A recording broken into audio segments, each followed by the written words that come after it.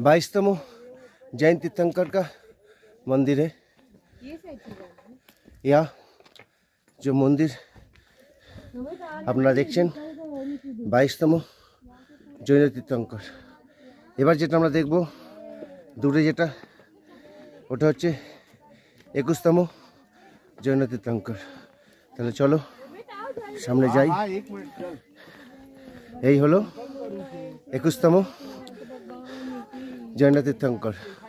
বহু মানুষ আসছে, তারা তাদের মতো করে এসে প্রার্থনা করছে